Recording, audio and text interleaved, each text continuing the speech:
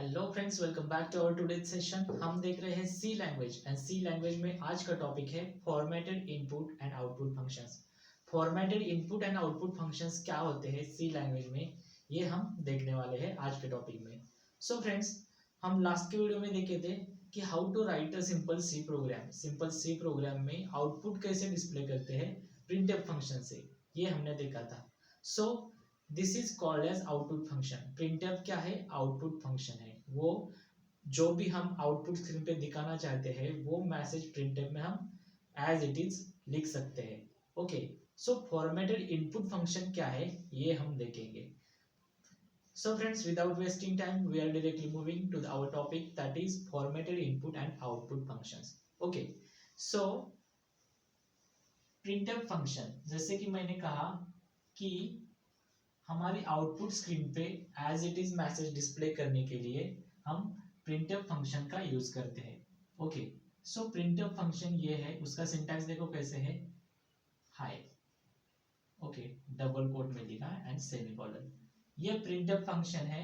इसमें एक double coat में हम जो भी मैसेज प्रिंट करेंगे, ओके, डबल कोट में जो भी हम मैसेज प्रिंट करेंगे वो आउटपुट स्क्रीन पे, सपोज हमारी ये आउटपुट स्क्रीन है, उस पे एज इट इज प्रिंट हो जाएगा जो भी लिखो हम। सो यहाँ पे हाई प्रिंट होगा।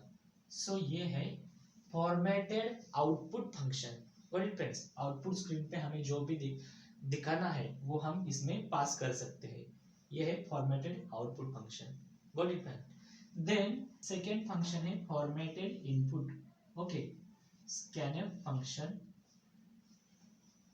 ओके, स्कैनफ फंक्शन किसके लिए यूज किया जाता है? जब भी हमें यूजर से इनपुट लेना होता है, यूजर से इनपुट लेने के लिए स्कैनफ फंक्शन का यूज किया जाता है। यहां तक क्लियर है? दो functions, formatted input and formatted output function क्या है? Printf and scanf. ओके, दोनों का यूज किसके लिए यूज होता है, यहां तक क्लियर है? ये आउटपुट मैसेज डिस्प्ले करने के लिए, हमारे स्क्रीन पे आउटपुट मैसेज जो भी है वो एज इट इज प्रिंट करने के लिए फॉर्मेटेड आउटपुट का यूज किया जाता है।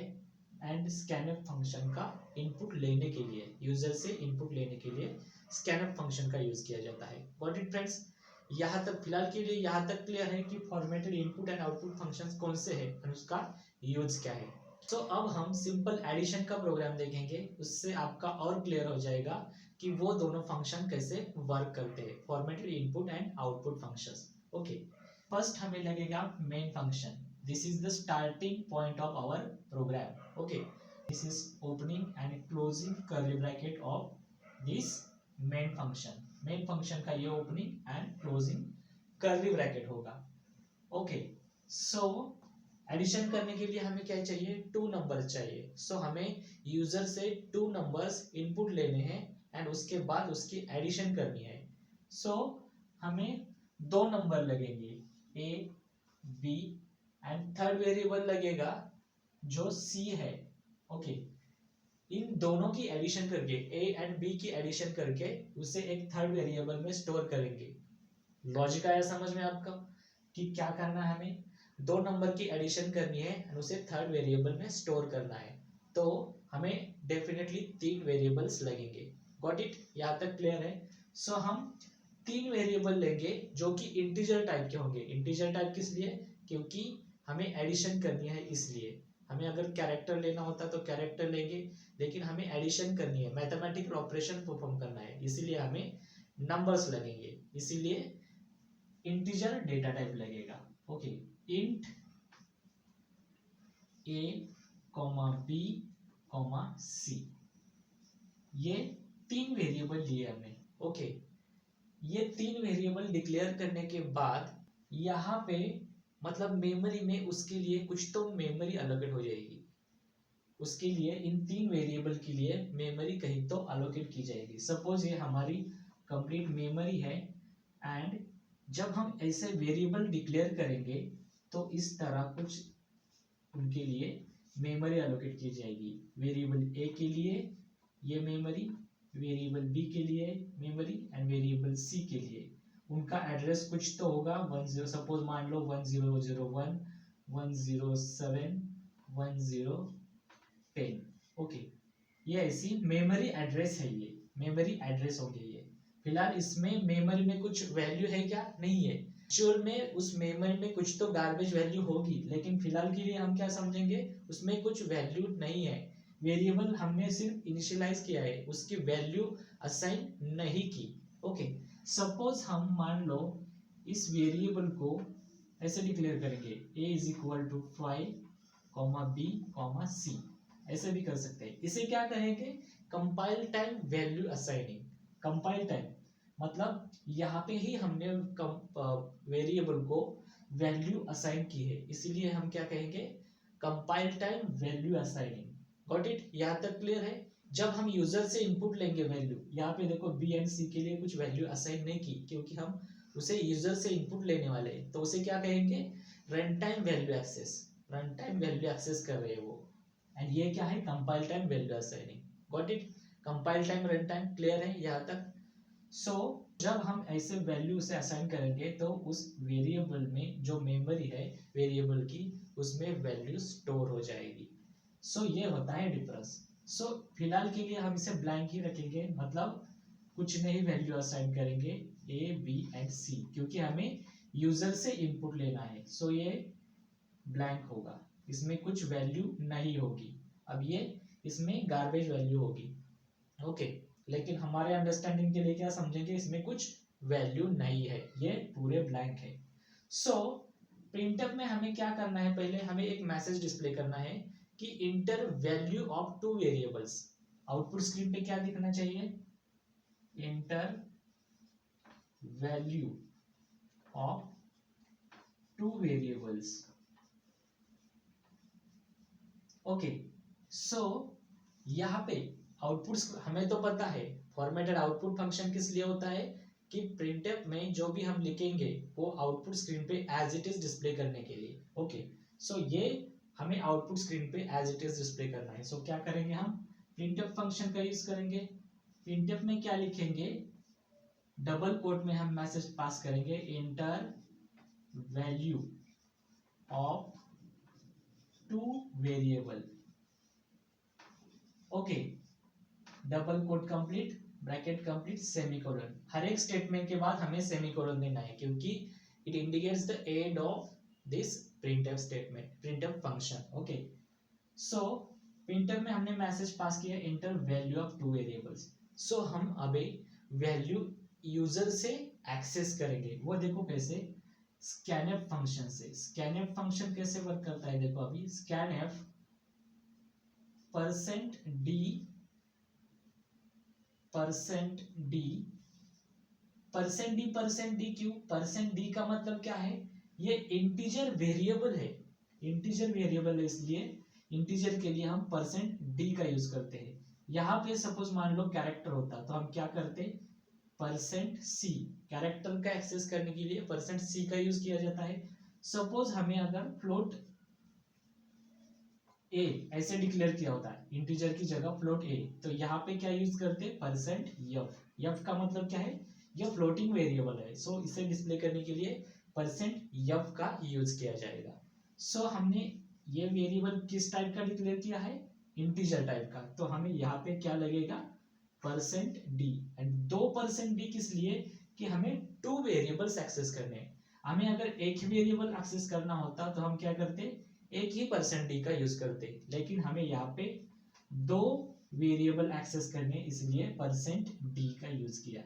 Double quote complete, comma, and कौन से वेरिएबल है वो? a and b, address of a comma address of b। Okay, तो इसका मतलब क्या है? एड्रेस ऑफ a मतलब a का एड्रेस क्या है? 1010। सो उस एड्रेस पे वैल्यू स्टोर करनी है, ये कंपाइलर को समझ में आएगा ऐसे लिखने के बाद। ओके, कंपाइलर क्या करेगा? वेरिएबल a है, उसका एड्रेस जो है, उस एड्रेस पे हम वो वैल्यू एंटर करेंगे जो यूजर इनपुट करेगा। Okay, got it? यहाँ तक क्लियर है? समझ में आया कि कैसे वैल्यू एंटर करते हैं? स्कैनफ फंक्शन से इनपुट लेते हैं। ओके, एड्रेस का मतलब क्या है? उस एड्रेस पे, कौन सा एड्रेस मेमोरी में है? वो 1010, उस एड्रेस पे उसकी वैल्यू एक्सेस की जाएगी, वहां पे स्टोर की जाएगी। सपोज मान लो हमने यहाँ पे बी लिखा, बी एंड यहाँ पे ए लिखा, तो फर्स्ट प्रायोरिटी किस वेरिएबल को जाएगी, बी वेरिएबल को। देन जो हम फर्स्ट वैल्यू इनपुट करेंगे वो बी के मेमोरी में स्टोर हो जाएगी, जो ब्लैंक है उसमें। सो हम यहाँ पे लेंगे ए एंड यहाँ पे लेंगे बी। सो जब हम ऐसे मैसेज डिस्प्ले होगा आउटपुट स्क्रीन पे, सो यहाँ से हम इनपुट लेंगे यूजर से, सो यहाँ पे कर्सर आएगा, देन हमें वैल्यू एंटर करनी होगी। सपोज मान लो हमने फर्स्ट वैल्यू एंटर की 2 एंड बाद में एंटर बटन प्रेस किया एंड सेकेंड वैल्यू हमने एंटर की 3। सो ये 2 एंड 3 वैल्यू इस मेमोरी में अब स्टोर हो जाएगी। 2 ए के लिए असाइन हुई है एंड देन बी के लिए 3 वैल्यू असाइन की है। ओके, यहाँ तक क्लियर है। अब हमको क्या करना है, एडिशन ऑपरेशन परफॉर्म करना है। वो कैसे, देखो ये थर्ड वेरिएबल है हमारा जो कि इंटीजर टाइप का है, c is equal to a plus B. ये हो गई एडिशन, मतलब इन दोनों की एडिशन करके जो रिजल्ट आएगा हम उसे सी थर्ड वेरिएबल में c में स्टोर करेंगे। What it, okay. सो हमें c को भी प्रिंट करना होगा, जो एडिशन आई है उसको प्रिंट करना है। तो कैसे प्रिंट करने में, प्रिंटफ से हम प्रिंट करेंगे। प्रिंटफ देखो अब कैसे वर्क करेगा, printf addition is percent D. Okay, percent D किस लिए, ये जो वेरिएबल है जो इंटीजर टाइप का है, क्योंकि इन दोनों की एडिशन करके जो रिजल्ट आएगा वो इंटीजर होगा। सो उसे प्रिंट करने के लिए हमें क्या यूज करना होगा, परसेंट डी, क्योंकि ये सी वेरिएबल भी इंटीजर टाइप का है। Got it, double quote complete and कौन से वेरिएबल में हमने स्टोर की है, कॉमा सी।